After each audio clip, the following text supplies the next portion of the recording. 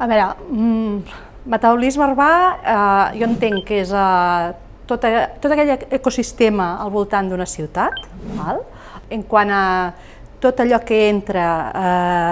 en quant a energia, en quant a recursos, en quant al que necessita una ciutat, com la ciutat se n'aprofita, en certa manera, i després com surt d'aquest sistema, d'aquest ecosistema.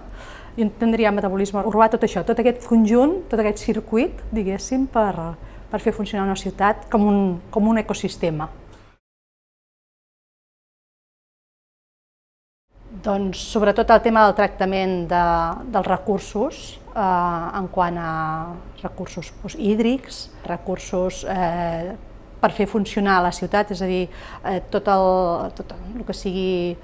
energia per poder-la fer anar, doncs tots aquests elements que, no sé, mobilitat, per exemple, tot aquest conjunt de coses. Jo m'ho enfoco una mica bastant cap a Sant Adrià de Besòs, que el tema, és a dir, és una confluència de riu amb mar, és a dir, tenim un delta, Sant Adrià i això. Crec que influirà molt el tema de la pujada del mar, pujada del nivell del mar. I per tant, tot el tractament del front litoral, diguéssim, ha de tenir un tractament molt específic davant d'aquesta possibilitat real de que pugi el nivell del mar. D'altra banda, el tema de les temperatures, com afectarà això les temperatures a la població, a la ciutat, quins mecanismes haurem d'adoptar en els habitatges, en els equipaments, en l'espai urbà mateix per a aquest canvi de temperatura. Jo penso que aquestes dues coses són les que més penso que afectarien. No sé, jo penso que, de cara al futur, de cara a un repte de futur davant del metabolisme urbà, penso que analitzar el que els hi transmetem als nanos, l'educació amb els nanos i la influència que puguem tenir sobre ells, no influència sobre ells, sinó en el sentit positiu, és la part d'anàlisi social, la part d'anàlisi més humana que hem de tenir en compte, perquè diguéssim seran els que després transmetran i els que després amb el creixement tindran més influència sobre aquest metabolisme, entenc.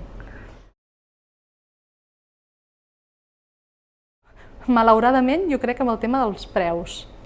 penso, en el sentit de que si aquest residu té un valor econòmic, és molt probable que això faci canviar la manera de veure del residu com a resta, com a res, com a un element que has de treure del sistema, d'aquest ecosistema.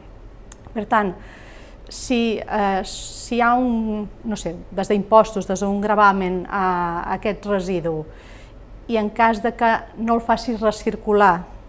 que no el facis entrar dintre del sistema, el fas pagar, penso que,